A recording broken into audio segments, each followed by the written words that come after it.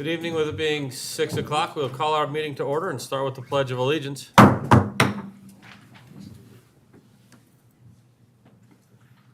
pledge allegiance to the flag of the United States of America and to the republic for which it stands, one nation, under God, indivisible, with liberty and justice for all.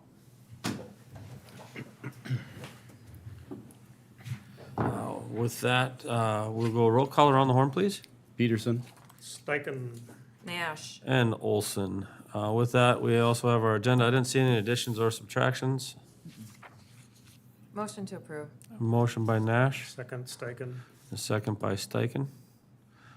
All those in favor say aye. Aye. Opposed? Motion carries. We have our consent. Any questions or comments on our consent agenda this evening? I have a couple on B and C.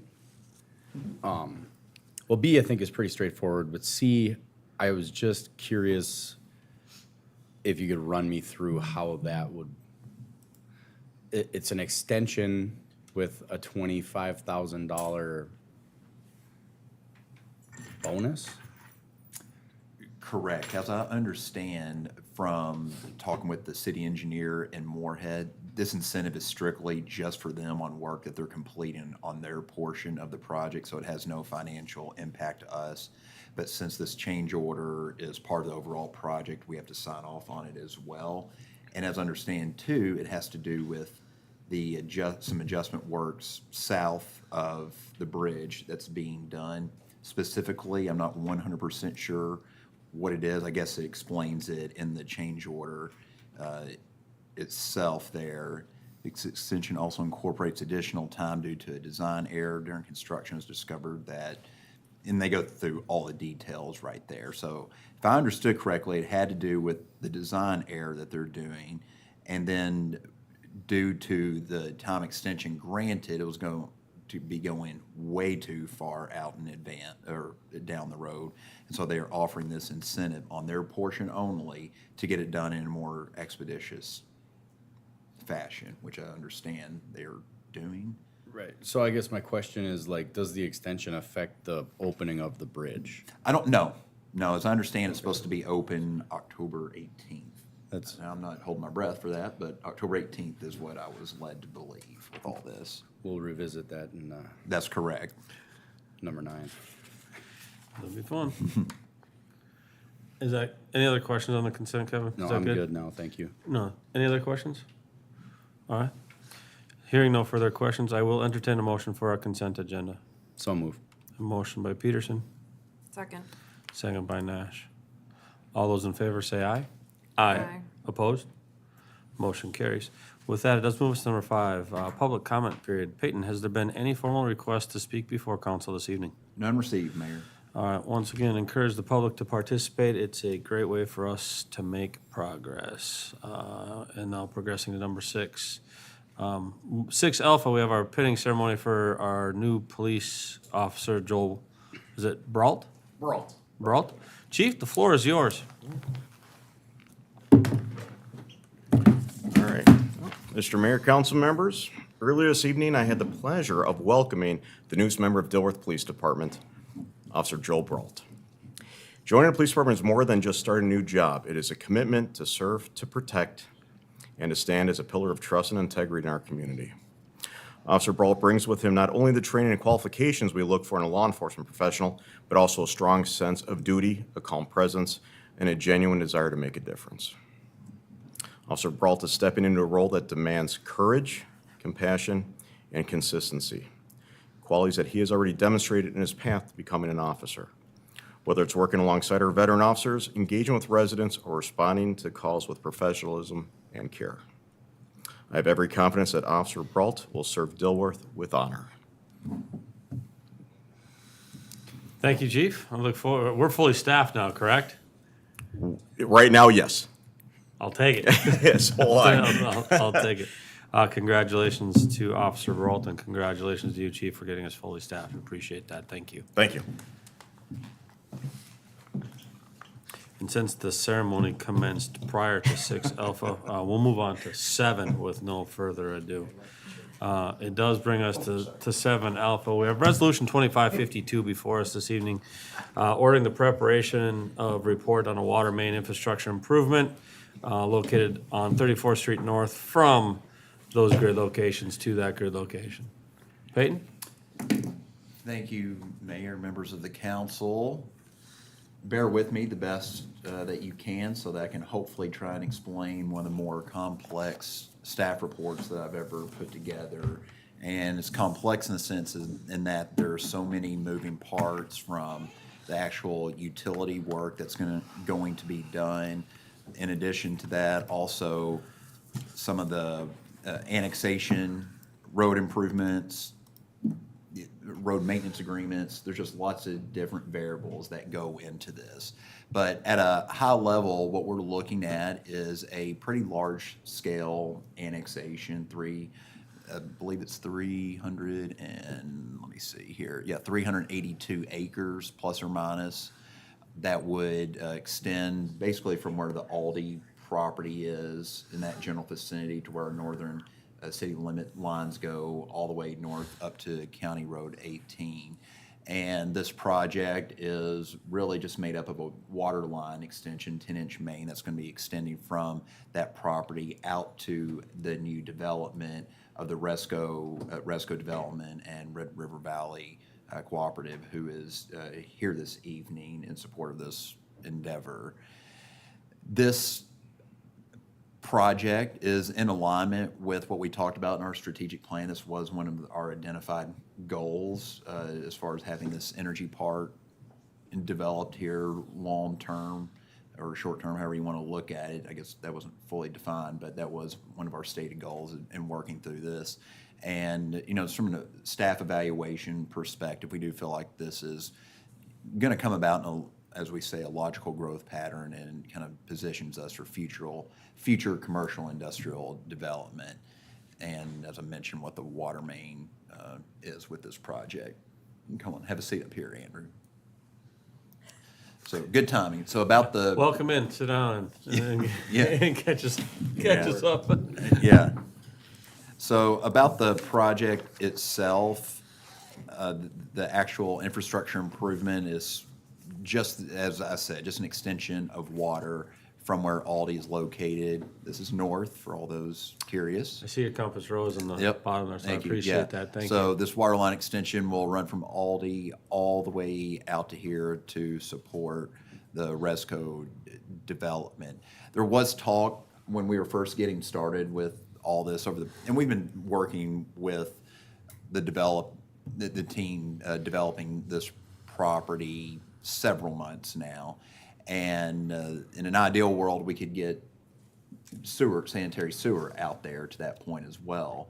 But we have before you a project that's about $1.3 million plus or minus. That was going to elevate the project to around $3.2 million. And we just we can't get there as a city right now. And they're understanding of that. That said, the water service supplied to them is vitally important from a fire suppression standpoint, helps for insurance numbers, and having to provide their own system housing their own system right there is going to be rather costly. And they view this as a better investment for them to have municipal water there at this location. This right here is given an idea of the area that's going to be annexed. And so everything you see highlighted is what is set to be annexed. Okay, now where this north is up top now, Mayor. Appreciate that, thank you. Yeah. So right down here where my cursor is where Aldi is located, just below here. So in order for us to deliver water out there and go through a special assessment process, these parcels have to be annexed into the city limits. We have the ability to extend the water services without annexation if we decided to do that, but that's not usually a practice to extend utility services to someone outside of your jurisdiction. So to do this and to assess benefiting property owners, which is everyone that you see here. So Andrew and his team have put together the water line extension in a way that that 10-inch main that will run up 34th Street will support all of these parcels. It's not just supporting the Resco and the co-op's properties. It's Say it one more supporting time. everything that you see right here. Okay. But in total, yeah, the total acreage of all of these parcels of land is about 382 acres. Now, along with that, in talking about the annexation, and I think we noted this before, this is all subject to an orderly annexation agreement that we have with Oakport and Moorhead Townships. So if we go back to this slide right here, what you see, these two parcels below 15th Avenue, this is part of Moorhead Township. The ones north of 15th Avenue are all part of Oakport Township. And so we have orderly annexation agreements with them right now, which from a annexation standpoint makes the process incredibly simple. It's a matter of the city adopting a resolution that you're moving forward with annexation, and that's about the extent of it. I submit some paperwork down to the Office of Boundary Adjustments or whatever it's called, down in St. Paul, and they work their magic on their end, and the properties are effectively and essentially brought into the city limits at that time. You have to, and the reason why we have to do the annexation of all the parcels, you can't just spot annex where you do just say these two properties and those properties only. You have to bring them all in at the same time to avoid spot annexation, and again, and that's all per state statute. So along with that too, and we'll talk about this in a little bit, when we do that, that's annexing land on both sides of 15th Avenue at that time. So that means 15th Avenue now becomes a city roadway at that point, and our maintenance responsibility, which it's in relatively good shape, being a new paved road that got done, just a few years back now. And again, one of the main motivations for doing this is so that we can assess benefiting parcels for this utility improvement. But as a matter of transparency, we just don't do a resolution without notifying property owners. We do notify them that we would be moving forward with this. And this one concurrently, though, would also be dealing with this assessment improvement hearing process. So there'd be public hearings involved, just like we would with any other 429 process. Andrew, I don't know if you want to talk any more Peyton? about the... Peyton? Oh, Julie I'm has a sorry. question. So, okay, just a couple questions. That one, the orderly annexation, Yes. there is a cost to that we have to pay Oakport and Moorhead in addition. So I'm just curious as to the amount of that. Yep. Additionally, we can assess benefiting properties, but since they're all egg land, they will not be assessed. I mean, we're basically They'd be paying for it. deferred. That's correct. So basically, the rest of the city would have to pay for it. Until which time, yeah, they came online. And I can go, I've got part of your other question later on in the slide deck here. So we'll get to that in just a second. Did you want to say anything else regarding the water main extension, Andrew? I know it's pretty simple, straightforward there. It is. I saw you had the exhibit up. It's essentially an extension along 34th Street. I did visit with Moorhead Public Service prior to tonight to talk about what the demands would be initially, and there's no issues on their end with the water service and this water line extension. It's a distribution extension for the city of Dilworth essentially at this point. So. And we'll start diving into the financial components of this. Oh, I'm sorry. Is Go it, ahead, sorry, Kevin. what size pipe's out there right now? Like that ends at Aldi? Is it 10-inch or is it bigger than that? It's a 10-inch. Okay. Yep. And does that come all the way from Highway 10? Yeah, it comes from the booster station just on the north side of Highway 10. Yep. And it's all 10-inch all the way to Highway 10 that you, Mike? I'm just curious, I mean, if, what is 10-inch, obviously you're the engineer, but 10-inch is big enough to go all the way to the end there? And Yeah, as Dilworth grows to the north, we're gonna need some connections east and west to provide the grid looping that we're gonna need. I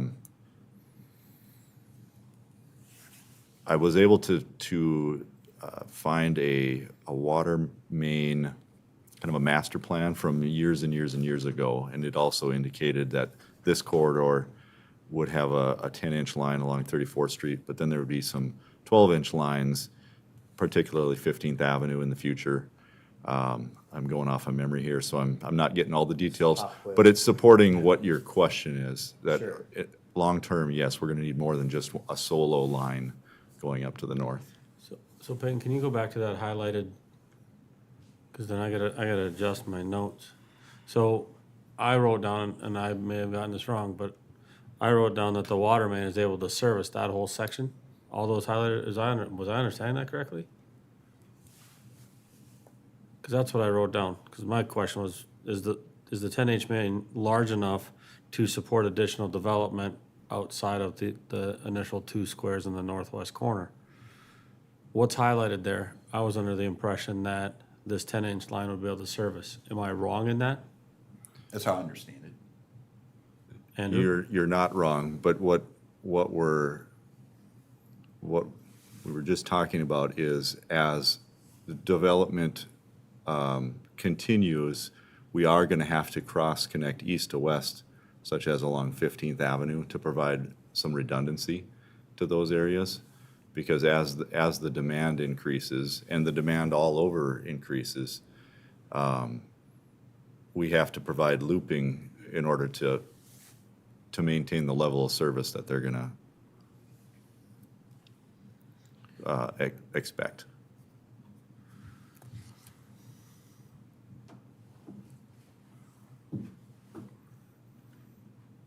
So it is, but when it is for now, but we won't have to replace the 10-inch pipe in the future to put in a 15-inch pipe. No. Correct. We'll just have to add more to the infrastructure. Okay. Then that make, because I don't want to dig this up, or I don't want the city of Dilworth to have to dig this up in 30 years and say, we didn't plan ahead enough. That's not a good investment. Yeah, Mayor and Council too, that it depends upon the uses that are up there. I mean, if it's strictly sprinkler systems, fire, not so much just domestic use of the industries, this may bode for quite a while. But at some point, if we get a heavier water user up there in that energy park, we may have to look at an extension a little bit sooner. But that's all in the future, and that's all unknown at this point. Okay, thank you. Any other questions right now? Peyton, you want to get us back? So we'll start getting to some of the financial stuff. Again, this project is about $1.3 million. And with Andrew's estimate in there, he'd put in the typical bonding cost that's associated, like when we work through Ellers and all that. We anticipate those numbers being a little less, because we're not going to do we wouldn't do a traditional bond for something like this. And it's something, a lot of the work that we'll be able to do internally, or just go to a local institution if we go with any type of a financing option.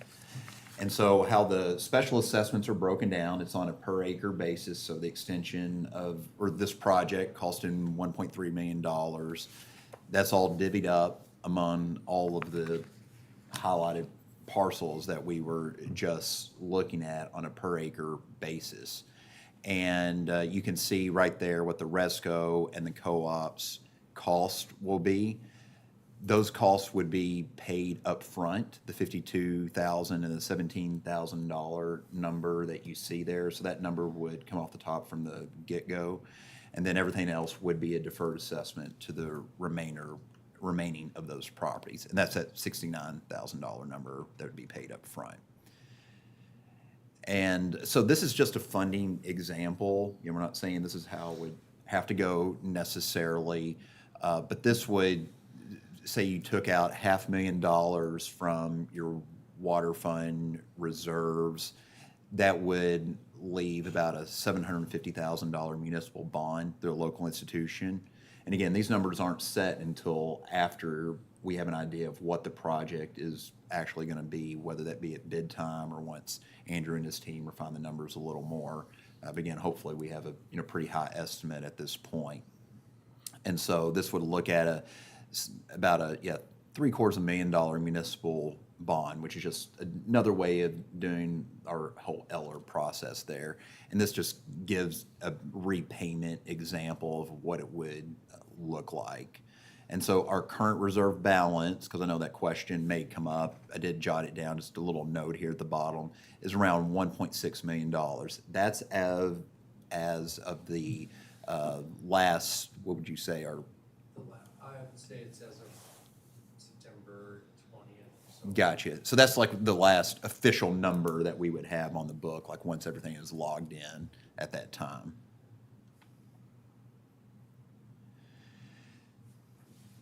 Our road maintenance agreement with the city of Moorhead from up to 15th Avenue, well, all the way from 34th Street, Highway 10, up to County Road 18, we have this road maintenance agreement. We maintain, pay for improvements northbound.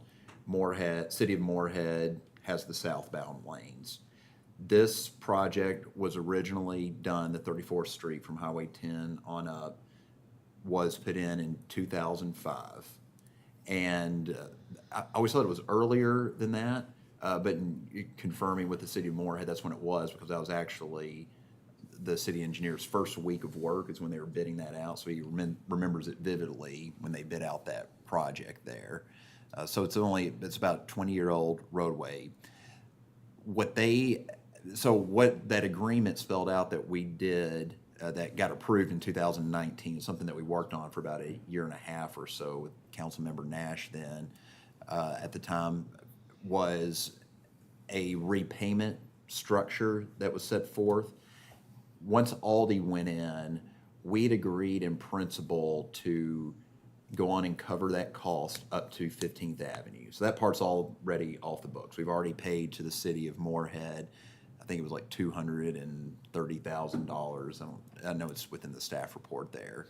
But anyways, that had nothing to do, but at that time, since the Dilworth was not out beyond 15th Avenue, that number was at $697,000 for that far north portion, plus it accrues $25,000 in annual interest. It's not a percentage base, it's just an annual amount of $25,000.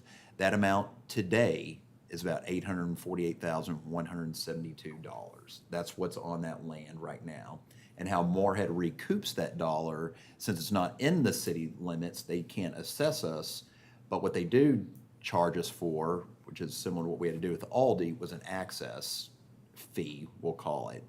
And the landowners, Resco and the co-op, that is actually part of what they would have to pay to the city of Moorhead. So they would be 25% of that $848,000 number, which would leave us with about $636,000 remaining on the land from 15th Avenue up to their property.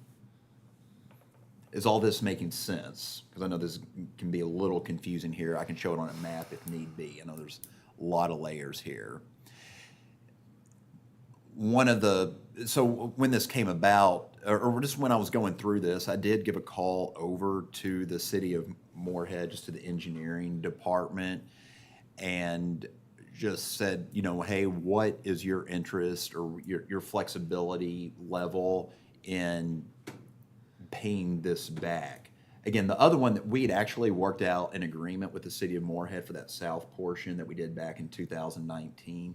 I think we were set to pay it back over the course of 5 or 10 years. I can't remember what the number was, but we just went on and paid it all up front. So we had a set amount.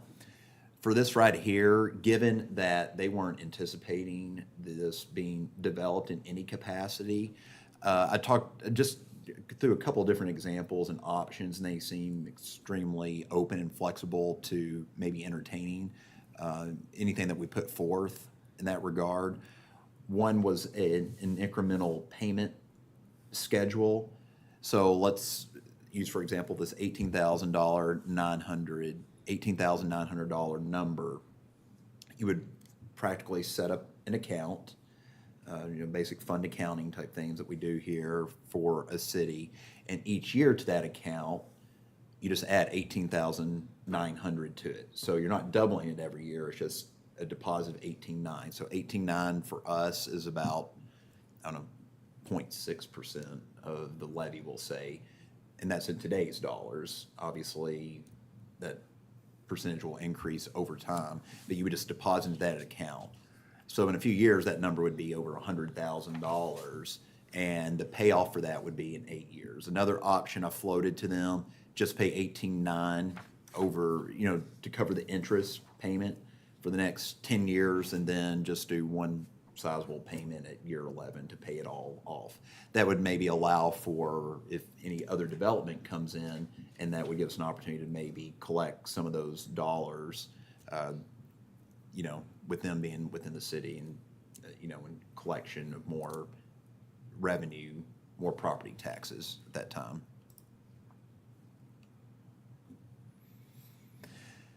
And this was what Vice Mayor Nash was asking about just a second ago. There is a township repayment that we have to do. I did not include this in the staff report. Again, lots of moving parts and couldn't remember it all.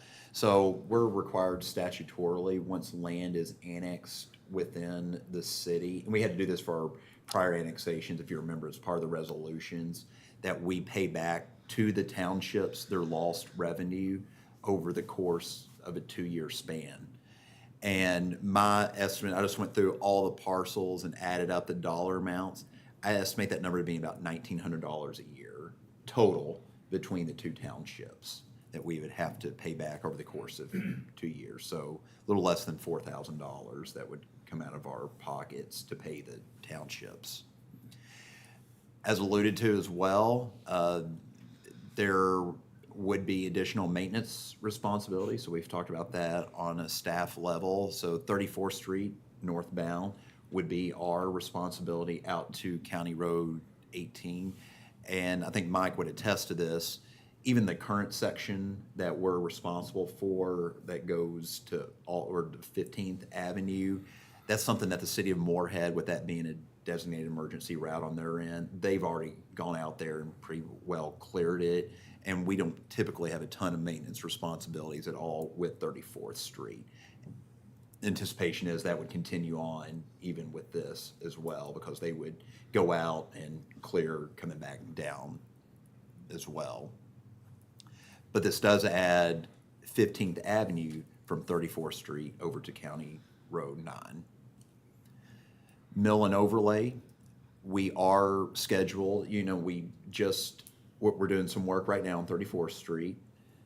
The next big project that's slated to take place is in 27. That's what that's noted for right now. That's when, they're like on a 20-year cycle to go back in and mill and overlay from the 2005 project. And so our responsibility on the northbound lane would be about $166K. Now keep in mind, that project itself is actually closer to, I think it's like 1.9 million, I believe is what it is. However, as part of the maintenance agreement, we did receive STBG funding for this. So we have a lot of federal dollars that's being applied towards that roadway. In addition to that, as part of the contract, the city of Moorhead has to apply MSA funds towards the project, regardless of what side of the road it's on.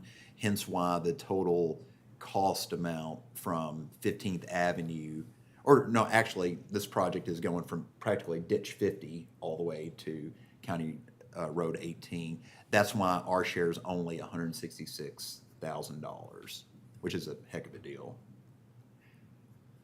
And I also wanted to take note of the property tax estimate that would come about with all of these annexed areas. It would be around $90,000. And that number is what we received from the assessor's office based upon today, assuming they develop in accordance with, I can't remember what the size of the development was, like say a $15 million structure and a $5 million structure, just as an example, plus the farmland that would be brought into the city limits. Now, obviously, you bring in these additional landowners, they will be paying more taxes, presumably, or obviously, because they'll now be in the city limits. And so they'll be subject to a city tax, which is gonna be more than what the county taxes them, or what they receive from the townships. Do we know how much more? We do. And I can pull them up one by one if you need me to. I guess if I knew the general increase on ag land is about all I need. Do you have a sense of that off the top of your head, Don? You remember what she had told you? I mean, I can pull them up here. Because I know there's lots of factors that go into it here.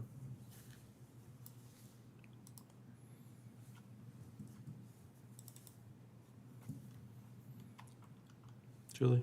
Well, I mean, I get your point on this, like, there's a concern that the properties in between are going to get taxed a bit more. Yeah, I'm curious to know how much they're. Yeah, which that's gonna happen regardless, whenever it gets annexed in. Right, and again, lots of elements to weigh in on here, and that's. Mm-hmm. I mean, we just we preliminarily agreed on a 9.7% increase for all of our residents. I mean, so we understand the need for increases at times, but if we can minimize increases when and if at all possible, I think it's important to do so.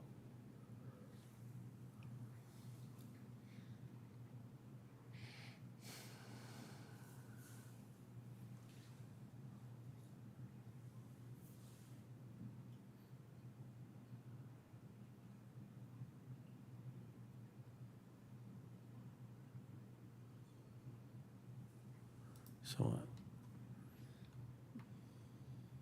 I didn't get a chance to grab my calculator, but Do you want me to add them all up?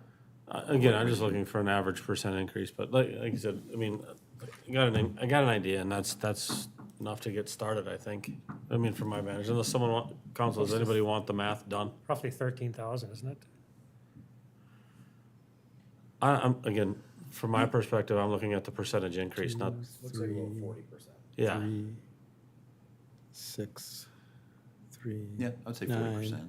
That's a fair number. Again, there's lots of factors that vary into 11, it. It's not just a 12,000. straight Was that percentage 11, base. 12,000. Right.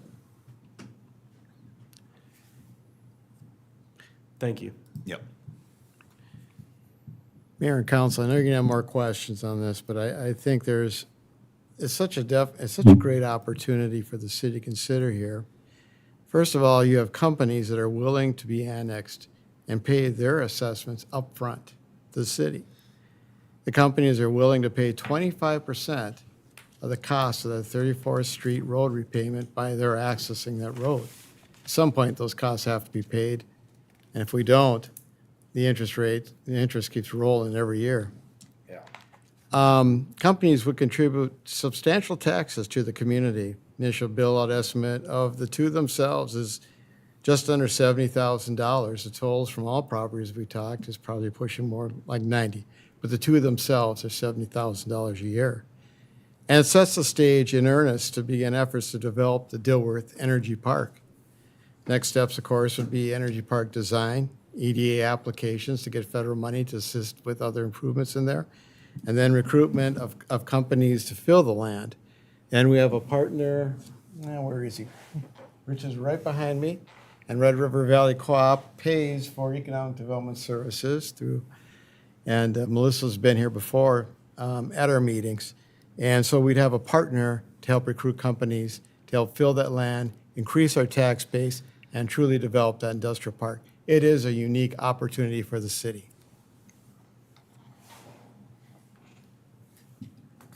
the council moves forward, there's really a concurrent process that would go along with the 429 special assessment process, as well as the annexation, which the city would look to initiate rather quickly here. And that, the design and all that would go through, up until the winter time, then it would get bid out with, hopeful construction this time next year. There will also be some easement acquisitions that have to go along with this. That cost is actually within the contingency portion of the estimate, so that is already included in there. We would look to hire SRF to assist with those, just like we did with the 34th Street project that we have ongoing currently as well.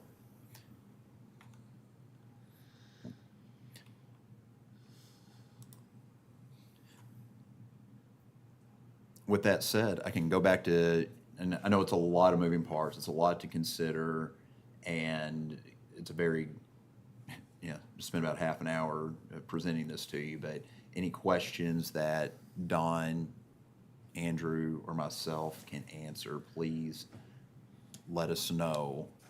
And again, Rich with Red River Co-op is here as well if you have any questions about them and their development timelines and things.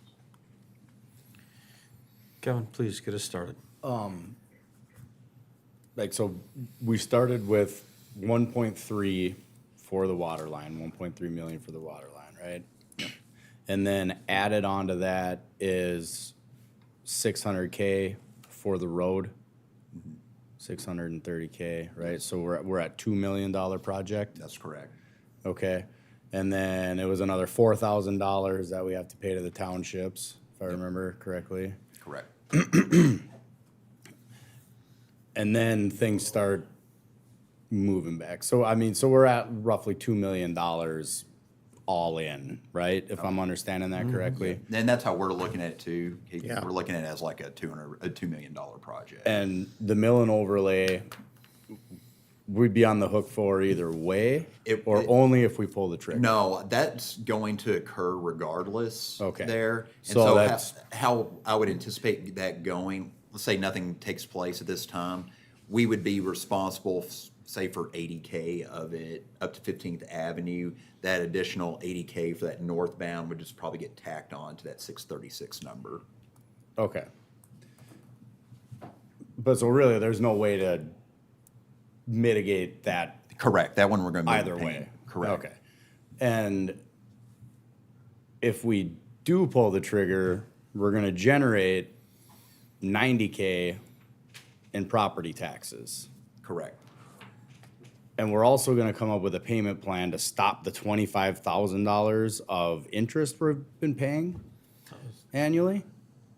So what? I mean, obviously, the interest is gonna keep rolling until we're whole with Moorhead, but I'm motivated to, that's, So how this would work, what you're asking about right here. So this $25,000 that you see in interest, it's Annually. just annually. With their development going in, it's going to reduce by 25%.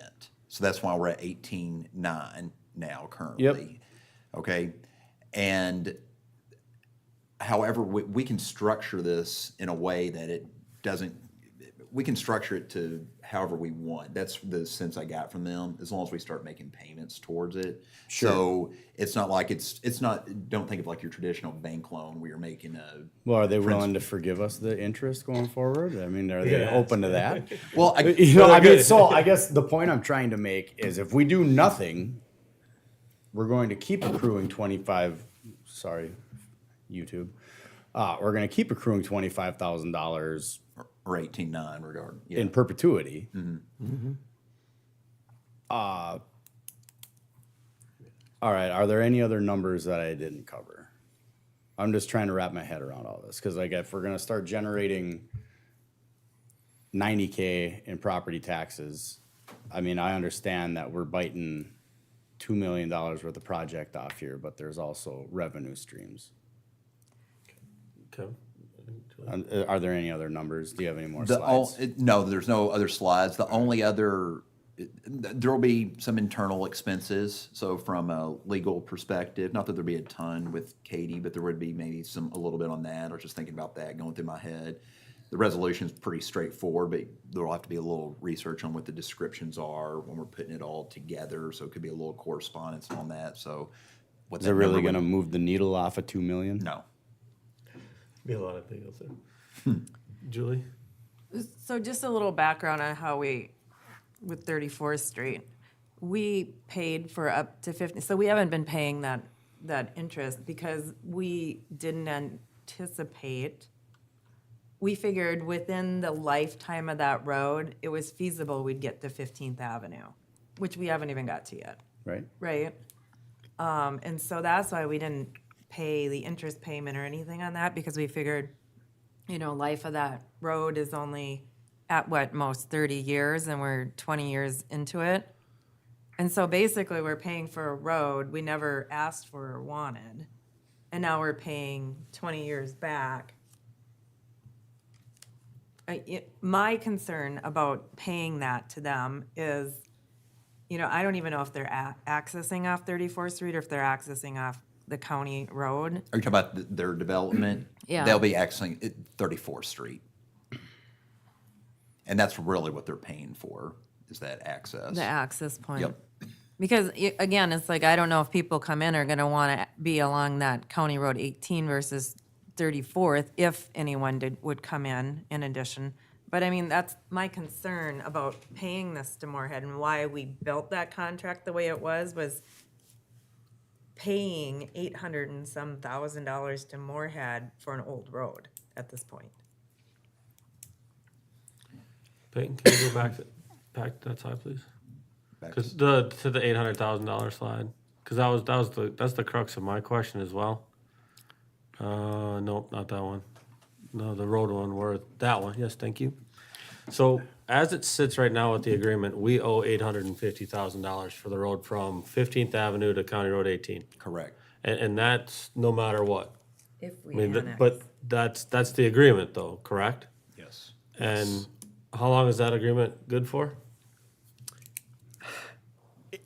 It actually has extensions of years, Yeah. way into most of the century next out.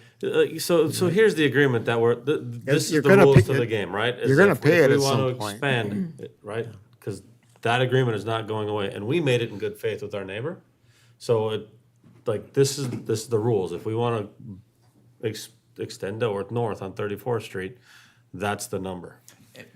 Ma'am, Mayor. Please, please. So what makes this even more complicated is that That's what we need. normally when you do a special assessment, you can only specially assess for something for 30 years. And at that time, you got to write it off, and that's kind of the end of it. This isn't a special assessment. This is not, This is a- when I'm saying special assessment, I'm talking about 429 process, going Right. through all that rigmarole. This is an access fee that's being charged in the form of an assessment. So I don't know, without getting some kind of a legal opinion, if at the end, to sort of your question, to get to your question there, if at year 31, so in year 2036, if that would even come off the books. Yeah, go ahead, Kevin, you first. I guess if the thought was, I mean, obviously this is an opportunity that nobody saw coming, right? But here we are. So what do we do with it? And Julie, I'm not blaming you for making the deal. It was a good deal, right? Like, if we don't build up there, then who cares? But if the thought is like, well, we can't do anything until it sunsets, what's it gonna cost to redo the road?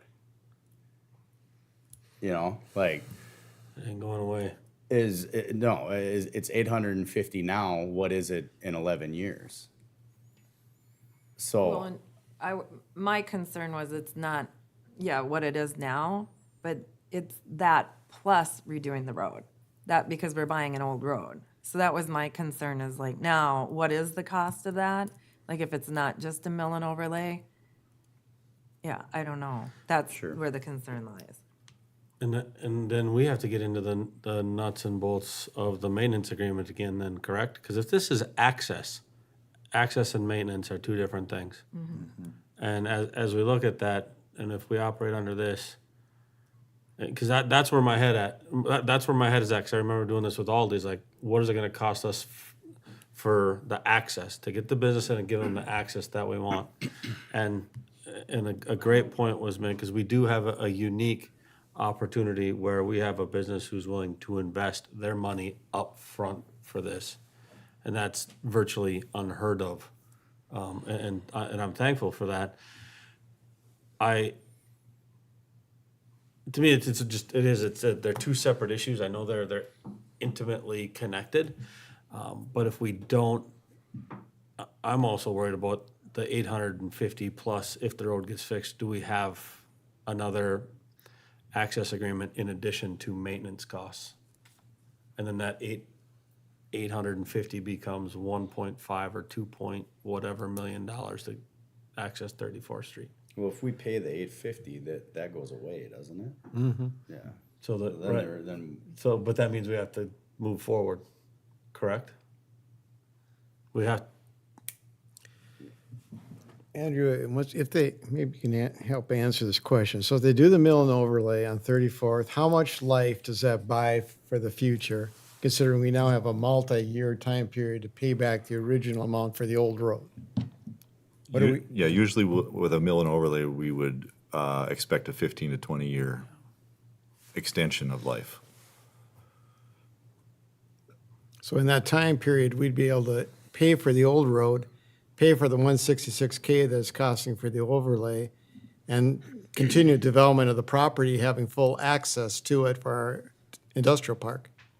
without more Yes, fees. yes.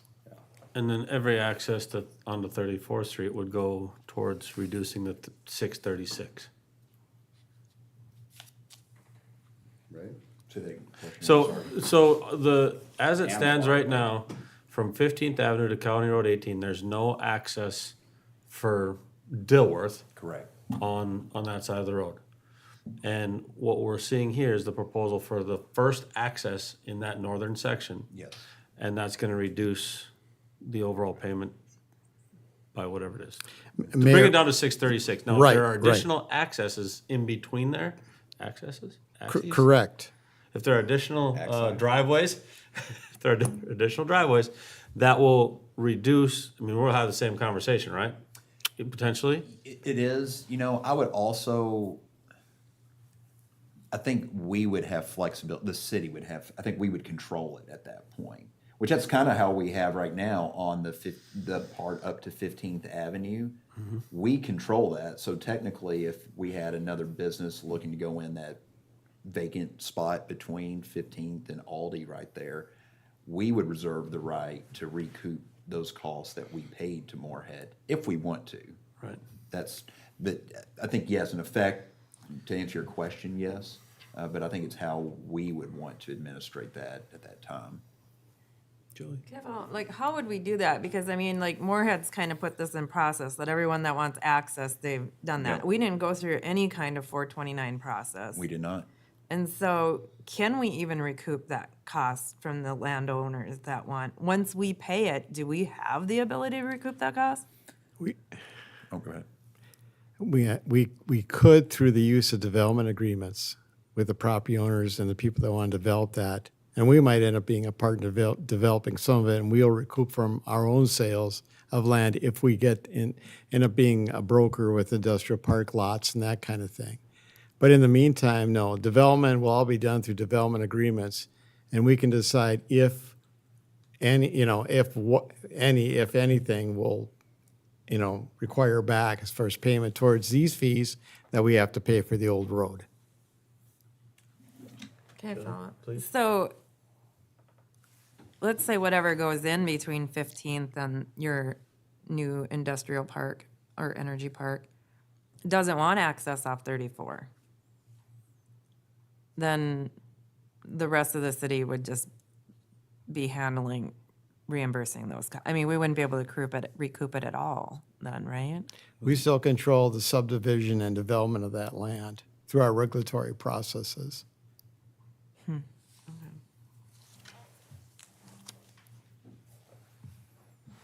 Any other, Mr. Steichen? Well, it looks like the mill and overlay is going to happen, not somewhat near future. So that's kind of, other than that, adds to the total cost. In referencing to, we got a road we didn't want, but look at all the revenue it brings in. I mean, I drive that road every day and there's, I don't know, hundreds or thousands of cars that go to Walmart. I mean, it's because that road's there. I mean, it's not really fair to say we got a road we didn't want. Probably didn't realize how much we did need it. But I understand the idea of an old road, but to pass up an opportunity to have a major developer willing to, you know, with the property tax it's going to bring in, I don't know how you could ever pass up on that. And it's not like just a small little thing going up there. It's a major investment on their part, and it's only going to spur, you know, likely more, probably major things as well. So it just seems, I know it's a lot to put together, a lot of dollars to think about, but part of it has to be done either way. The other part looks like you're going to, you know, chisel away at that $1.3 million fairly quickly. I mean, in the scheme of things. So I was just wondering, you mentioned that depending on the water usage up there, is 10 inch a standard size? What's the next larger size? 12-inch would be. Because that's like 30% more volume of water. Is there a huge, because, you know, thinking like Mayor Olson said, in the future, you don't want to redo it. And you got to have some laterals or some other looping in there. Is it wrong to think about going to 12 inch, considering there might be a heavy user up there? Or if you need to branch off into that? It doesn't depend on how far back it goes to Highway 10, or like, you know what I mean? Well, I mean, just the cost of 10 inch versus 12. Most of the cost is involved with the groundwork, obviously. I'm guessing the 12 inch, 10 inch, that's a pretty minimal cost. It's not, yeah, it's to your point, it's not Considered- 30% more for the volume, right? There are a couple of considerations that we take into account when we're looking at something like this, and that is, I'm gonna exaggerate here, but you put a 24-inch pipe in the ground, and what you can deal with water age as the bigger the pipe is, the longer the water sits in the pipe, and it's not good for potable use because chlorine breaks down over time and that kind of thing. So there is a little bit of a trade-off with the demand for the volume of water and also the quality of it at the end user. And so that's what we're trying to balance. But certainly to your point, and I'm getting a little off subject here, but to your point, there's not a huge cost difference between a 10 and a 12-inch pipe in the initial install. So you answered some questions I wasn't even aware of being answered. So I do appreciate that. I understand exactly. I'm not trying to be an engineer, obviously, so it's just a question I threw out there. Appreciate it. I was not thinking about potability of water at any point in time, like water, what do you call it, water age in the pipes? Yeah. Yeah. That's an outstanding stat. Or sedimentation, all that stuff happens. So, That's why we have backflow preventers, right? yeah, right. So, here's the question, Peyton. I mean, maybe that's it. If we order the preparation of the report, that's gonna give us the more concrete numbers, correct?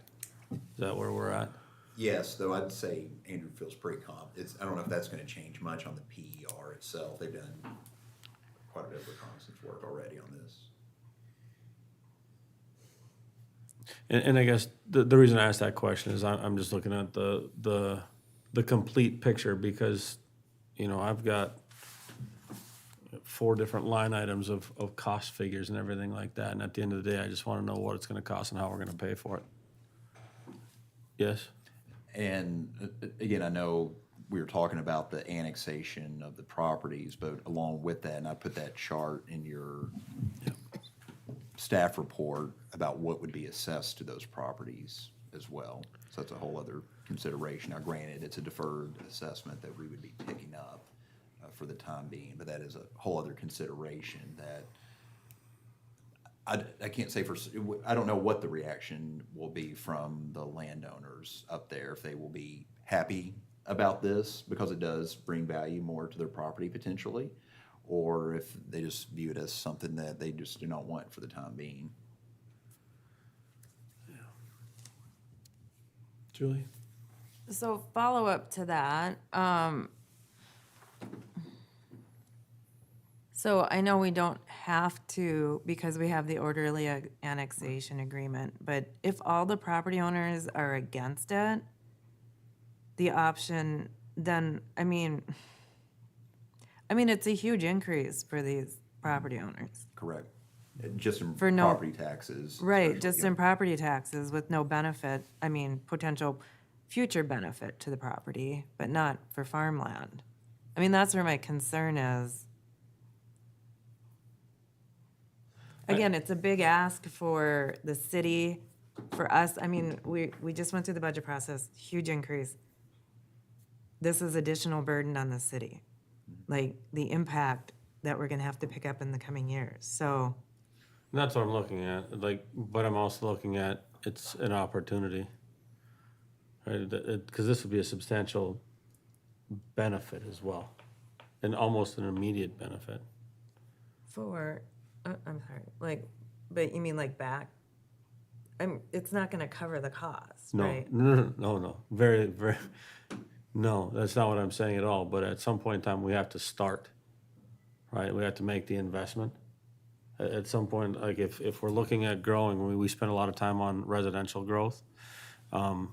The commercial in terms of retail, we seem to applaud that. Well, here's an opportunity, I think, to grow a part where we haven't really had an opportunity to grow a segment of our economy where we haven't. And we have willing partners that, is it gonna bear fruit in the next season? Maybe not, but it's gonna be the seed that's planted that over time will take root. I'm gonna use the U-Haul as an example because we had that opportunity sitting there, and then it took most of our lifetime, and hopefully it doesn't take another one to fill this in. But looking at it, it's an opportunity. We have the transportation, we get the water up there. I like the idea. I just want to know the numbers. I want to know how we're going to pay for it. I want to know what that increase looks like, because it's an ask. But deferments, we see them when we do residential, we see them in our TIF districts, we see them when we have a deferment of some type across the board when we do new things. I put this in a very similar category.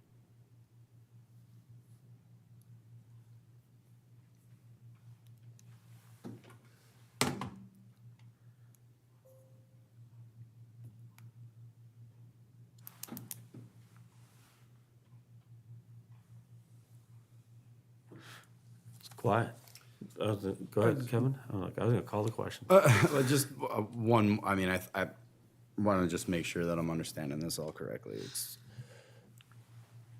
I broke down the numbers earlier. We're looking at roughly a $2 million all-in project that, if I understood correctly, we're looking at a $19,000 levy hit, right? That would be an option, yeah, a way of doing it. And that was just what I talked over with Moorhead to do And something like that. is that all loans considered? Say they get, I'm Right, sorry. so that's only the road, that's- right? We'd still need to The project. finance the Yes, water line. That's correct. And that's, I'm sorry, just to Julie. clarify, that's only 19,000 for the first year. Correct. Every year it goes up. 19,000. And then it would be paid off. That 636,000 would be paid off. Is that the goal? Yes, in 8 years. Going that option or another option, I'd float it out. Or if we have any other creative solutions too, was just to pay that interest, that $19,000 every year, that only.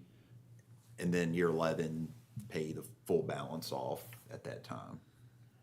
If no one develops Yes, between here and there in the next 11 years. correct. We need to identify a source as to where that money's gonna come from, correct?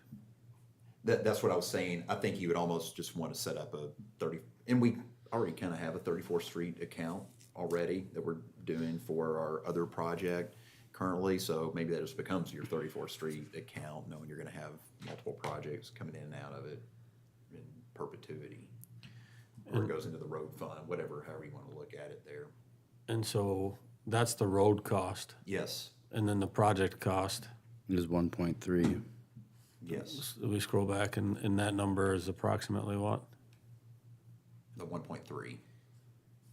And this is an example, and again, don't Give me don't get too caught up on the numbers, because realistically, how this would work, we showed, well, this is how the loan payment would rework, but as far as like property tax revenue being generated, and if I understand correctly, and correct me on this, Rich, but Resco's intent is to start in the spring, this coming spring, and they would be operational basically in the timeline of our community center, 27, the summer 27.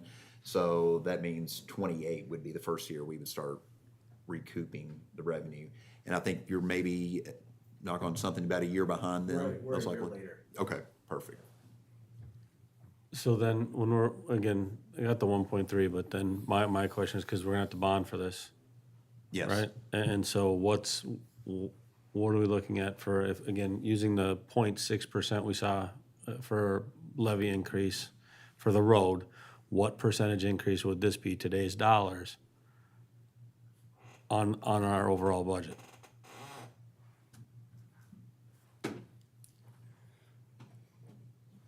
$1.3 divided by 30 times. Well, interest. and because this, I mean, we're looking at, Is this what you're asking right here? and is that gonna be our payment on the loan for the project? It's an estimate. It's an estimate, yes. Right, but that's, I mean, that's, ultimately, that's what it is Yes. until we solidify Yeah, the that- numbers. Yep. And then the plan would be to use the property taxes to direct, or is that a plan, is that a possibility? That's a possibility. Again, I didn't want to commit to saying we're devoting property Right. taxes towards this or property taxes towards the road repayment, the 18.9. However, or those payments would come out of the water fund, or however you want to look at it. And I don't know if we would have the exact formula in place until we actually bid out the project, similar to how we're gonna have to do our community center project. And so, I'm sorry, Kevin, and again, I didn't mean to jump the gun or, unilaterally allocate payment, but to me, I was just thinking, okay, so we're gonna generate 80,000, but we have to pay, whatever, 76? Well, it'll be or this 80. number right here, I assume, right, Perry? Yep, the top one, the $93,000 number a year. That's the revenue. Well, what he's saying, what Perry's saying, you want to explain it, Perry? Well, right, it's a loan. The bottom part is the loan. So I used one example of borrowing $755,000 Yes? over 10 years, could do it over 8 years. And I just looked at a couple of the examples. It's between $100,000 and $116,000 payment. Go between 8 and 10 years. Principal and interest, total number, 100 to 116,000. And that would be then no bonding. This would be using 500K of reserve out of the water fund. And we could go 600, I could go 400, I could work more on those numbers. I just picked 500,000 out of reserves. So it's that number plus The the principal, 19. the correct? principal and Oh, interest is what our annual Right, this payment would be. is the water So- pipe plus 19K for the road. Right. And- So No. Perry, about 2 or 3 years, the No. lines cross. This is just the water. This is the water, It's just a Right, lot. but plus, Well- on top of this Yes. is another 19K for Which the is on road. the you left, still have the road. which would be part of the levy. I would- I'm just trying to, You have the road irregardless. yep. This will cross, the lines cross on this in about 2 to 3 years fiscally. The taxes will go ahead of the payments So, for the water, for the water, for the water project, for the water, yes. so when we're talking about the main, the water main that's gonna run up 34th Street and stop at the new Energy Park property. It's about $1.3 million.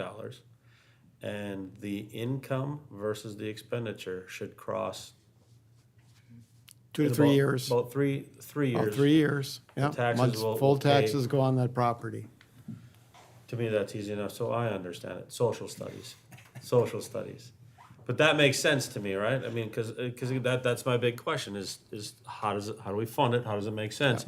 Because at the end of the day, I mean, it's not our money, it belongs to the taxpayers. Yes. It's a pretty small risk.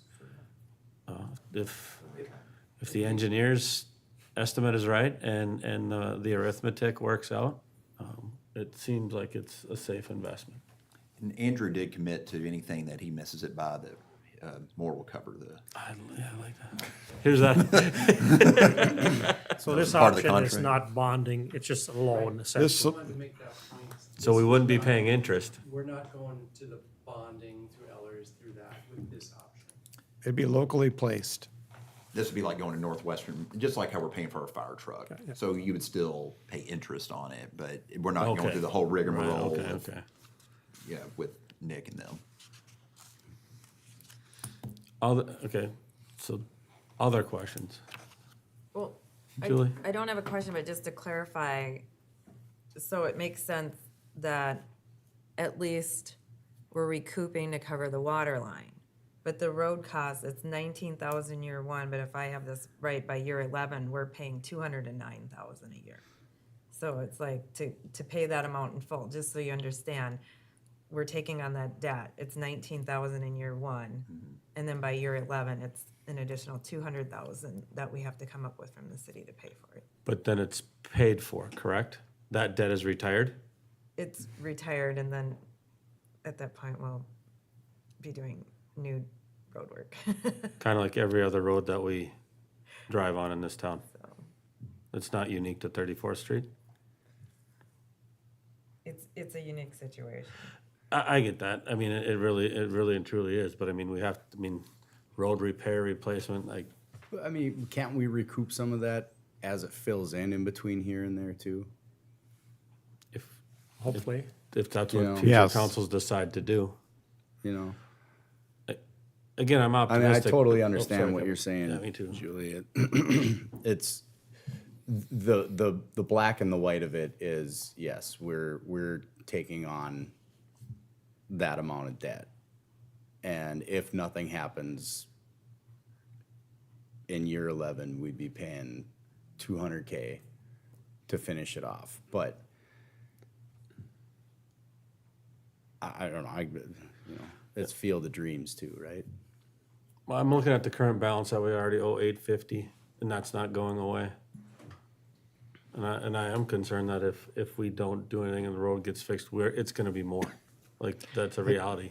At some point, you have to deal with the road, the cost, and stop the interest, which is bleeding over time. That has to happen at some point.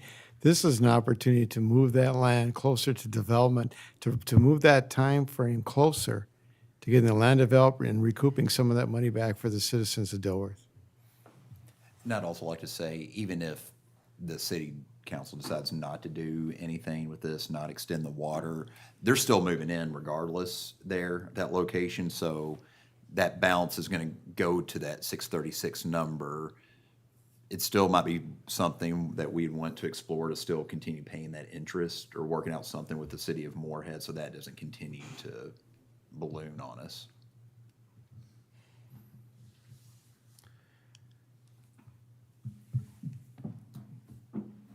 I'm starting to move closer to you guys. I'll say I was way far away. I'm way far About the away. distance I did between- not see About the that. distance between Resco and our city limits. And looking at this initially too, is like, how do we afford this? Right, was a big question of mine, like, because you start putting all those numbers together. But as I start looking, and part of it is what are we gonna do in the future, is how do we afford not to do this?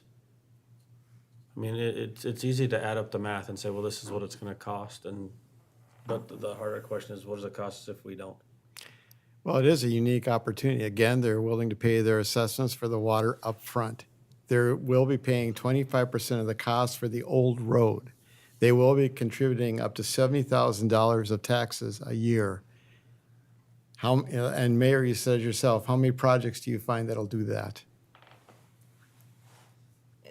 And again, we're taking on a lot besides that, because now we'll be inheriting another road that we don't even own Road 2, right? Well, except for if we come up 34th Street, now we'll own all that, I guess. Except for 34th Street is not ours. It's not. We just agree to maintain part of it. Correct. Mike loves the roads. I'm just He's like, just asking me if we get some more. Get some more road. right? I mean, because right now the county takes care of all that out, and so now you have to figure out how to get out there in advance of everything else, unless we can work out. I'm hoping 34th Street and Moorhead will continue, because they're 24 hours and we are not, so. Usually they're on 34th Street way before we are. Well, but the county did 15th. The county had a contract for Yeah, we're 15th. usually out about the same time as they are. It's just a big, I'm just saying, it's not just this. We're taking on a lot, we're annexing, we're asking farmers to pay a lot more. It's just a big ask. And I just want to acknowledge that it's a big ask of everyone else to make this project happen. Most projects are big asks, I agree, and that's, again, I asked, like, what the increase the ag land is gonna be, how does that work out? I even asked the question, is there another way that we get the water up there, right? But I was told, like, huh? I've asked that question a lot, like, I mean, obviously, it's part of the game, but, you know, how else do we do it? You know, how else do we get water up there? How else do we do it? I mean, again, it's also our responsibility. That's why we ran for a public office, and that's our job, is to responsibly grow the city. Okay. Pretty big annexation. It is. It's substantial across the board. A quarter of the size. Percentage wise, is it about 25% of our? Do you have any idea what our acreage is of the city right now, square miles? I think you asked me that one time. It's, Yeah. I It's don't not important, remember. Whatever, but it's big. Oh. What was it? 200. There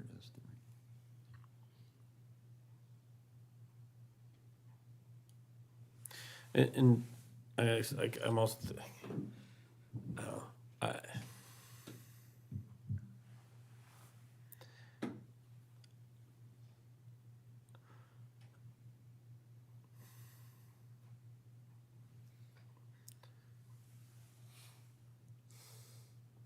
there's like 9 questions going through my head right now. I don't. Well, as staff has discussed, in the perfect world, we would have had them develop right off of 15th. Obviously, and I'm sure that's one of the things running through your head. Well, But it is what it is. You have to deal with it as it is. But again, the inputs that they're bringing in. But what you also have to weigh out are the tax increases for these farmers. I mean, you're going to have a hearing. Oh, They're yes. going to be here and they have that discussion with you. So you got to weigh all that out. And even though the improvement hearing is strictly about the improvement itself, and Oh, theoretically, you have, or not theoretically, but you can annex the land without asking or saying anything. But it's still a consideration as part of it all. 100%, right? And I get It's that. easy to say they're separate, but for their purposes, it's not gonna be seen Right. that way. And the process needs to be embraced, right? The communication needs to be had, and that's the reality. And at some point in time, whether it's the council sitting here in 2025 or 2045, that's gonna fill and it's gonna develop, right? It's gonna transition. When you own ag land next to a city, at some point in time, you're either gonna want to sell it or develop it. We're seeing that right now. That corridor will develop because it's a developable area. It doesn't have the aquifer or anything to deal with. I mean, there isn't that much land that close to the Moorhead or Dilworth that's in such a position to be developed as that is right now. Mr. Steichen? Question regarding annexation, and it's going to jump the ag land cost. Is there any way legally or morally or with courtesy to cut them a break for a period of time? That's up to the It's council. like $11,000. If you want to do some kind of a. mean, if that's a start sticking with a point. knockdown or something like that. If that's a sticking point, it Mm-hmm. would relieve them of that worry. Well, it's not just a Question worry, it's a for- reality. Question for Katie, but I do think that that's possible. I mean, that would be pretty simple. I mean, it's pretty cheap, actually, considering what we might be passing up. Yeah, well, you'd want to do it, but I'd say within 5 years, you'd Yeah, want to whatever you end can it. work out. You know, some kind of a percentage knockdown each year. Start at a level and work your way down. Something to relieve the hit a little bit. Peyton? Thank you, Mayor. That is something I'd want to check with her on. I'm not exactly sure, because when we get into abating or tax exemptions, there might be some other weird avenues that you have to go through. I don't know if we can just yeah. arbitrarily Yeah. set Well, numbers. you or have maybe to do the research on it. The Yes, flip, it's the flip to statutory. that though is if you do it for one, you have other developers. Yeah, Just consider that too. But this is such a massive, It's true. Project It's up a- there It's a that- very unique, and the council doing one thing does not tie you to a future thing. You're under no obligation. And I do, and I appreciate all the conversation. I think it's been great, and I don't know if we're any closer or further away, Julie. But it is, I mean, it's an exciting opportunity to work for the city of Dilworth. It really and truly is, because we're presented with an opportunity. Does it come with costs? Yes. Does it come with some risk? Yes. Is it gonna be perfect? No. But I am confident that we can figure it out. I mean, everything from how we finance it to how we clear the roads.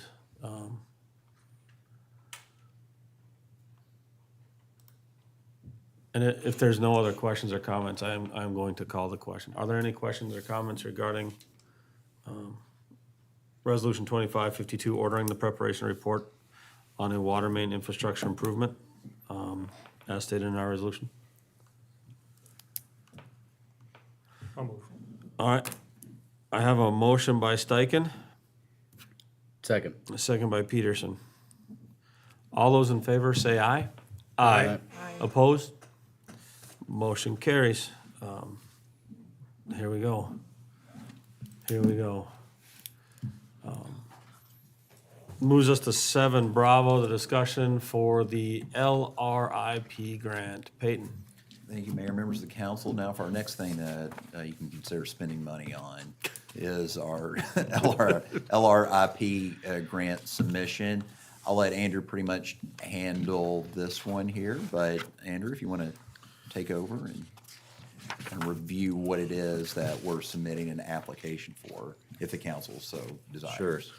The local road improvement program is the program that the 7th Street project received $1.5 million for the reconstruction a few years ago. It's a program that the Department of Transportation administers for projects that are either, there's a couple of different categories, but the application period is up here this fall, and they're looking for project submittals. So the most competitive project for Dilworth is this extension of 4th Avenue Northeast, kind of starting where the community center location will be, and then over to 60th Street, and then south down to Highway 10. Part of the project has to be a 10-ton road that's connected to a trunk highway corridor, or it's a route of regional significance, which means it's connected to something like a Highway 10 corridor. And so discussed this with Peyton, and we came up with a preliminary estimate of about just under $2 million. The eligible local road improvement amount is actually just a hair over 1.5 million, but the cap on an LRIP grant is 1.5 million. So the eligible amount would be 1.5 million, which would leave a city share of of just under $500,000. These projects are competitively scored, and typically there'll be a couple of projects that are sprinkled among each DOT district. The awards would be announced in the spring of next spring, and it would be a construction project in 2027. Maybe one other thing to point out is we would, if this is a project that the council wishes to proceed with, the idea would be that Fourth Avenue would be constructed to the east as an urban section, but 60th Street would not be an urban section. It would just be improved as a rural section to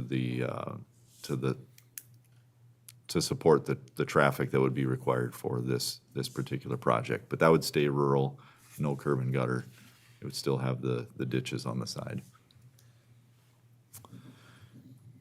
Couple other things I wanted to know, since we're under 5,000 people, this will still require a county sponsorship. And I think we were talking about that at last week's meeting with the county.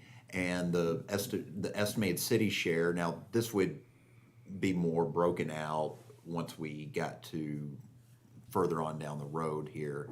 But for the Fourth Avenue portion, assuming that you would do it just like you did this one here, would be a split cost that goes to the north and to the south, and for a new roadway that is 100% assessed to the property owners to the north and to the south.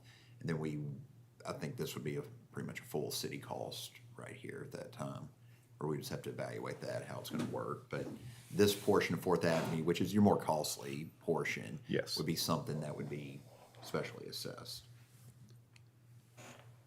Questions from council? And the other thing too, Mayor and council members, when trying to decide what projects to do, we don't have a ton that we felt at this time would be a good project to bid on.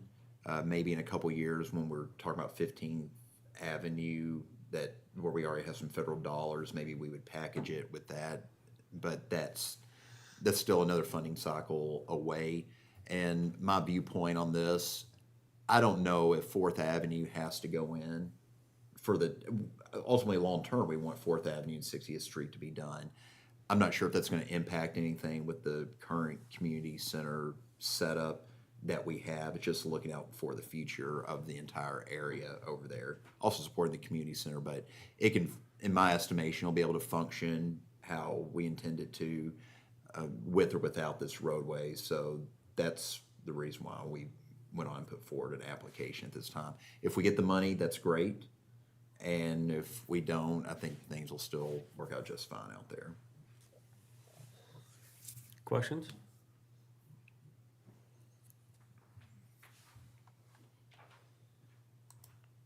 I'll just ask, so we're gonna build a road that was like the 7th Street that we just redid? Cause that's what No. I mean, cause it's gonna be an urban or a rural roadway on Talking on 60th. 60th, right? So it'd be Yeah. like the old school 7th Street that we, Truthfully, I don't know what the original 7th Street was built to, okay. but yes, from the view, it would look similar. Yeah, it wouldn't have curb and gutter. Which. That's not to say you could put curb and gutter in there. It's just that would increase the. Right, with the price tag, it's almost palatable with everything else that we've been talking about lately. It's like, good lord, we can actually connect 4th Street to Highway 10 for approximately $500,000 of our, right, rough. Well, none of that 470. The property owners are responsible for it. Yeah, I North mean, and south, or the fourth, so. so, but that's what's stuck in my head is the rural roadway, which, okay, it makes sense because it will be on our east side. And Peyton, it's no functionality for the community center will be good, but we are proposing this and moving this forward. I wanted to get an application in, and so this is what I thought would be the best utilization of it at this time, at least. Okay, so here's my question, because you brought up we're under 5,000. Once we hit 5,000, we can get a little bit of state money for designated roadways. Correct. Is this gonna be of that quality where some of that money in the future will be able to be used for this? And how do we look at the roads that we're about to build, meeting the criteria to use those additional state dollars? Now, those dollars can only be used for functionally classed roadways. And I don't know what that means, so, Yep, so for Fourth Avenue, it will be considered a functionally classed roadway. Okay. And 60th Avenue, or 60th Street long-term would be as well. But functionally classed roadways, like 14th, and, it's your major roadways in Okay. town. That's the only things those funds are eligible for. so not like Third Street in front of my house. Correct, we But- cannot use those for that. But 14th and 60th were their major, Yes. Not 14th, what's 14th? 4th Avenue. 4th Avenue, 60th. Like- 14th would be. Oh, yeah, it is. Yep. Okay, It only goes up because it has to connect to another functionally classed roadway. That's the rules on it. Okay. So 14th up to 4th Avenue, nothing beyond there until the time being, until 15th Avenue would come in. Okay. Or 8th Avenue, I guess. so that would, and again, at least, again, from my, like, perspective and understanding, like, we're putting in roads, ultimately we'll be able to have revenues to put directly towards those roads, freeing up other monies to be used locally as well. So, okay, so it makes sense in my head. I appreciate that. Thank you. Are there any other questions from council? Kevin? Go ahead, David. Dave, Mr. Steichen? Well, I just was kind of curious about, you said this is very competitive, this grant, right? And you need 3 letters of support and everything that's involved with that, but would this, I like the idea to have a road over there and people helping to pay for it.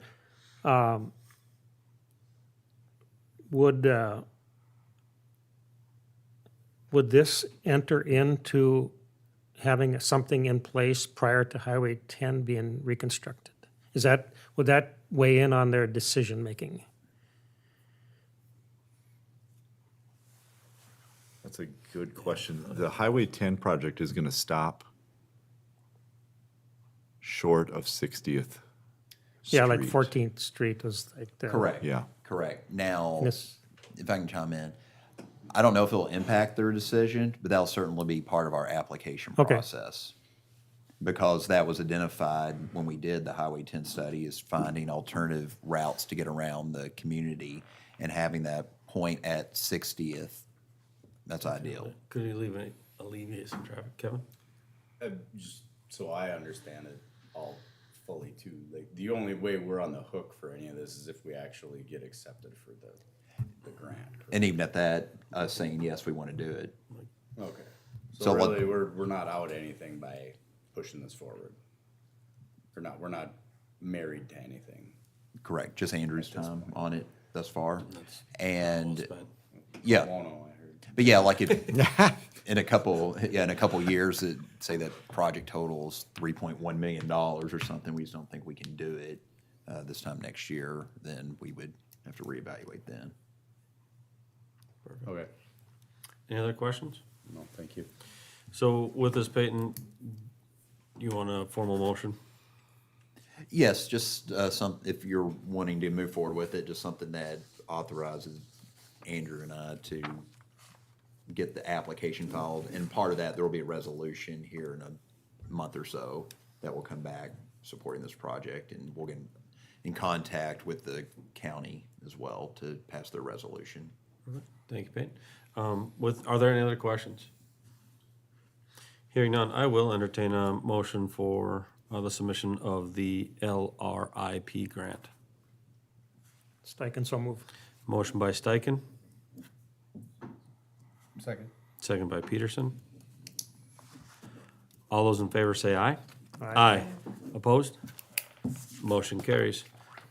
Thank you, Andrew, I appreciate it. Thank you for being here, helps me make sense of the numbers.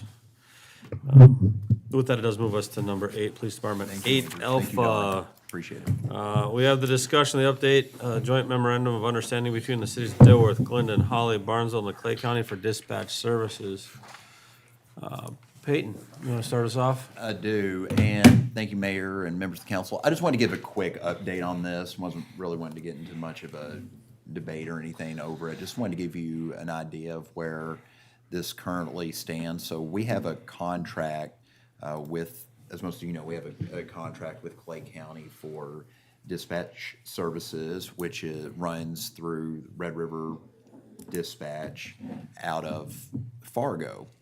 And this agreement originally began in 2008 with all the rural cities, us, Barnesville, Glendon, and Holly, to provide this service. And the service is really broken down into two different parts. There's the CAD RMS, and quickly explain what CAD RMS is. It's our license for each of our computers that we use. Okay. And then operational cost as well.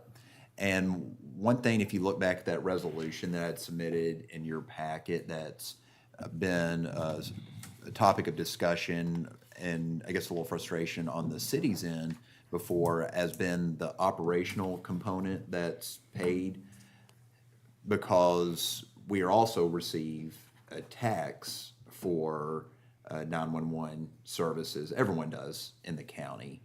And that's, in our estimation, what we feel those operational costs should be covering.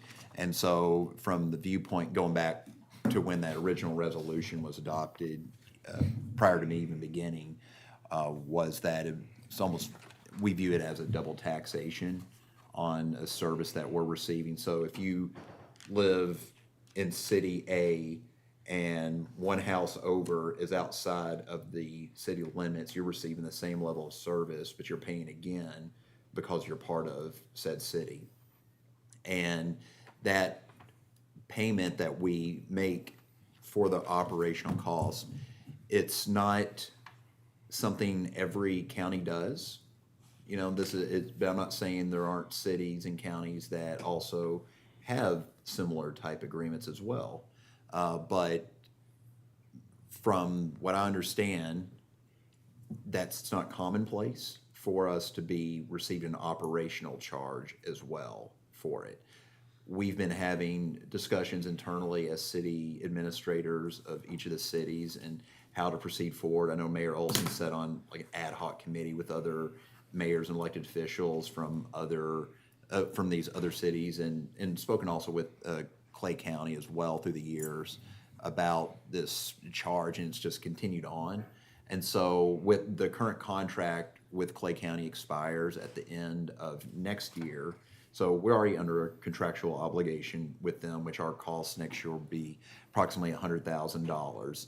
$80,000 plus or minus is what that operational cost charge is to us. And then the rest is what Chief Rawson was talking about, the CAD RMS, which there's no objections to paying that charge. We're understanding for the licensing of the equipment that we're fully accepting of that. It's that operational cost piece that we're trying to continue on the dialogue with Clay County on, and maybe offering up solutions, potentially working that number down over the course of the next contract cycle in hopes of whittling it down to 0% or to a more agreeable number, we'll say. So with that said, there's nothing final at this point with it all. I just wanted to provide the council just a brief update, because I know obviously Mayor Olson, Vice Mayor Nash have been around since basically the beginning of this agreement, but we have other council members that were not. And so that's why I just felt it was appropriate to at least just give you a little contextual background with all of this. So in the event anything else is brought forward to the city in the coming weeks, or what comes out of subsequent discussions that we may have with the county, that you would be fully in the dark about it all. Thank you, Peyton. Chief, did you have something to add as you moved up? No. No? I'm just here to answer any questions. I appreciate that.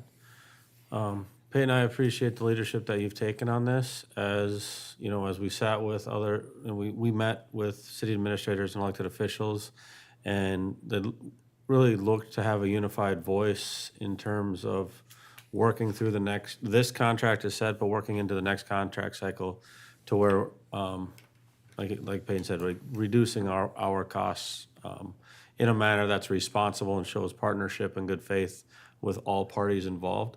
And honestly, our neighbors and partners in this really look to Peyton for his leadership, and it's taken over, and I think it's gone well.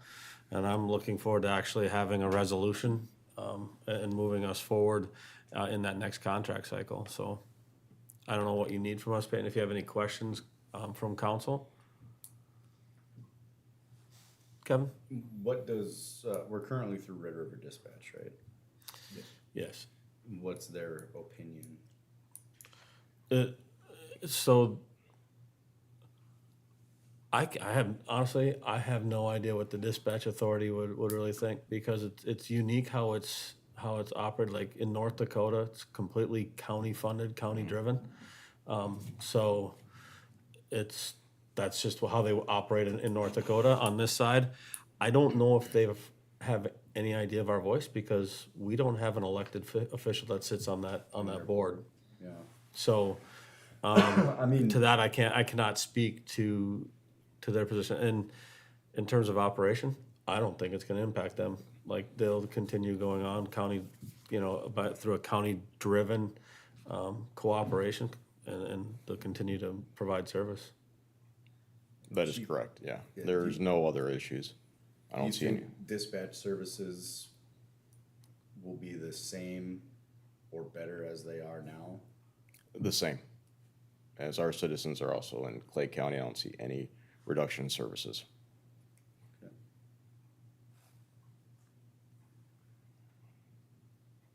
That's all I got. I mean, again, Peyton, we continue to have the conversation. Do you need anything from council this evening? Continue moving forward.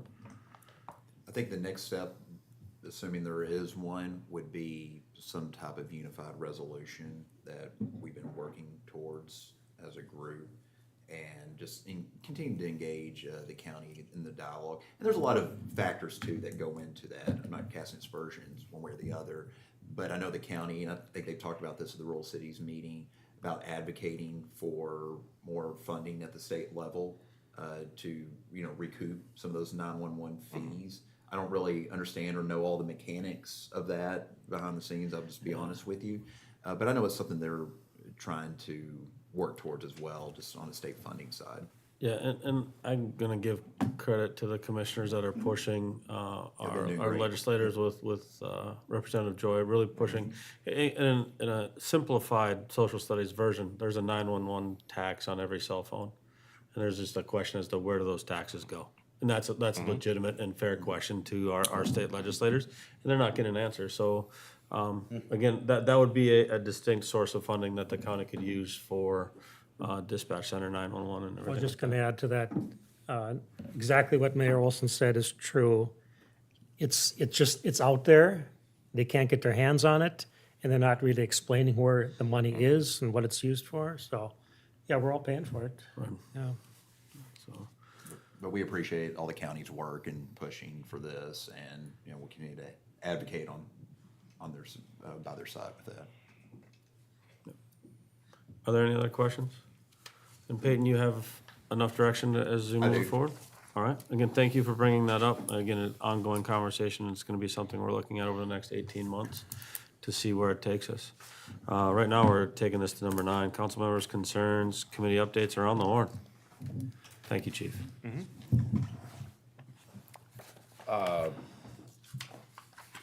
Mike, I saw that looks like they'd finished up with the culvert project, all the blacktops in. Pretty darn close, if they're not completely done. Between you two, can we get a timeline again for the bridge and also the proposed stoplight out in front of just north of Quick Trip here? They did, just as an aside, did get the number back. I guess they did get bid out, And I can't remember what they said, the number was 190,000, 180,000, whatever the number is. For the traffic light? Yep, for the traffic signal. I'm not sure when they're doing the pre-con and all that, but their intent was to have that in by the end of this month or before Quick Trip Yeah. opens.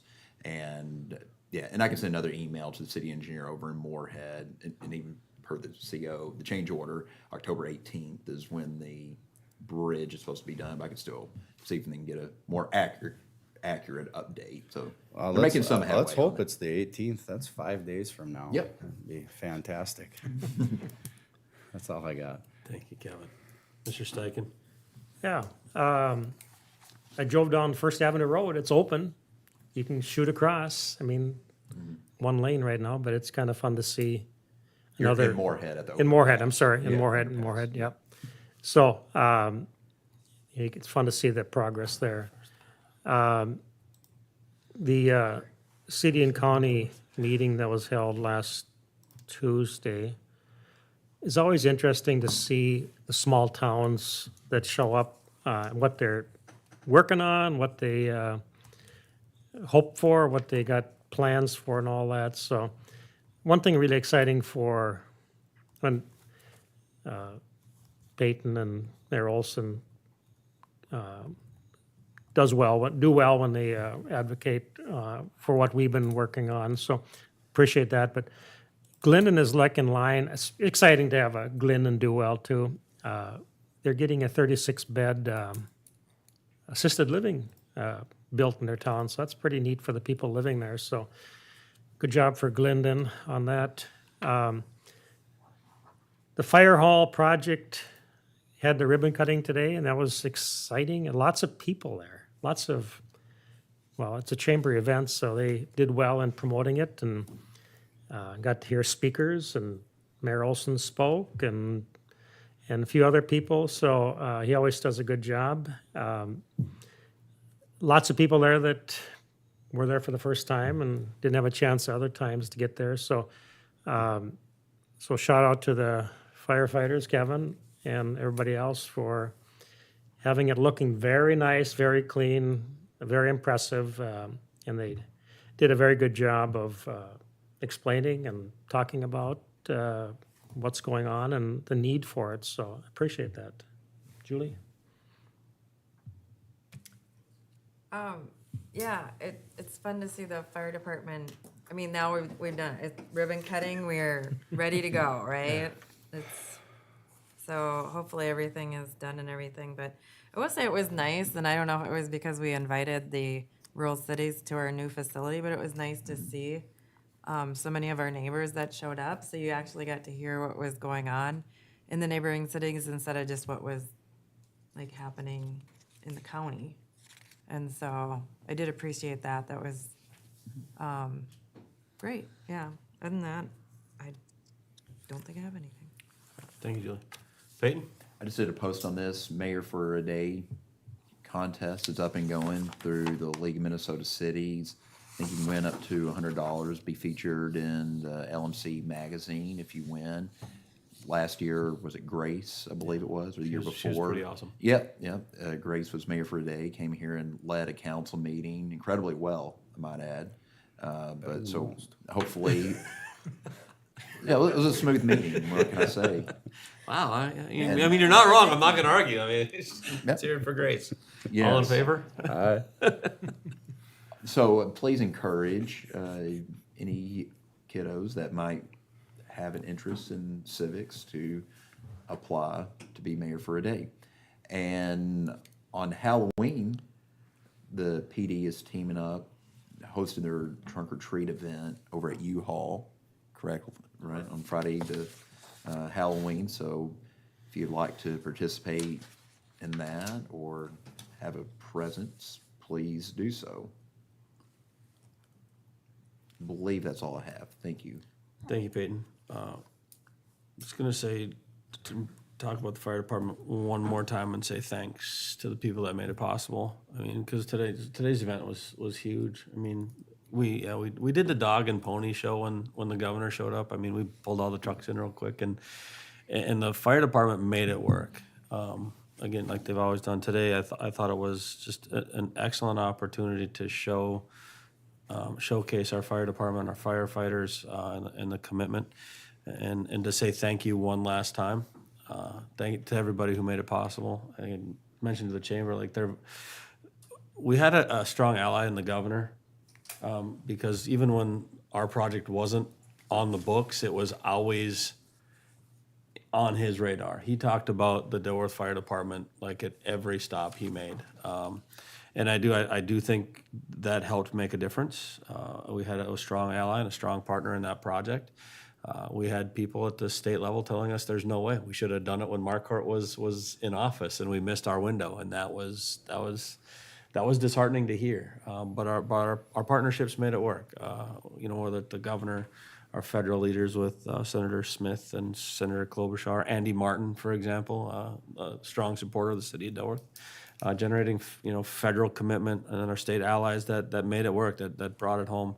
And I did give Peyton credit this afternoon. I'll give Peyton credit again, because there were often times like we're off of everything. Like Dilworth doesn't exist in St. Paul, and he always had a way to navigate it and say, here's where we're going to go next. This is what we're going to do. We still have an opportunity, and all of our partners got that legislative part done, and from there it was almost easy, because then the architects and engineers took over, like the people that know what's going on.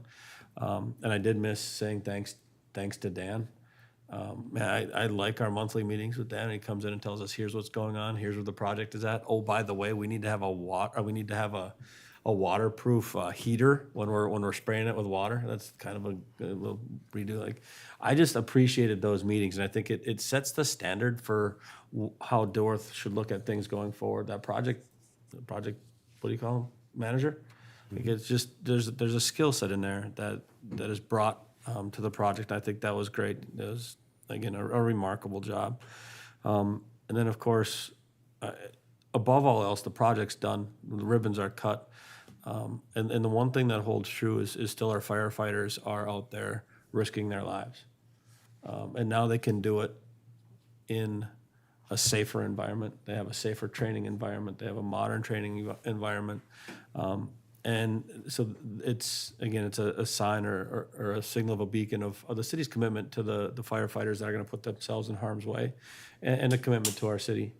City council, we have a responsibility for public safety, and that's one step in showing that we are committed to every resident that lives here. So this is going to come out wrong. I'm kind of glad it's done. Right, because we can close that chapter. I mean, it's been since 2013, isn't that what Sheriff Empting said when we started it all? It's one of the first things he and I met about right after I started in 2014. Yeah, so I mean, and again, it's been a long time coming. So it is exciting. It was exhausting, and I'm proud of the work that we were able to accomplish together. Not just us sitting here, but our residents and our partners across the board. It was great. It was great. And then just one other quick thing about our partners in other cities, in our small cities meeting, because we are all conscious about the tax levy and the limits and what we are spending in the city of Dilworth. And one of the interesting components is every municipality went around and said what their preliminary tax levy was.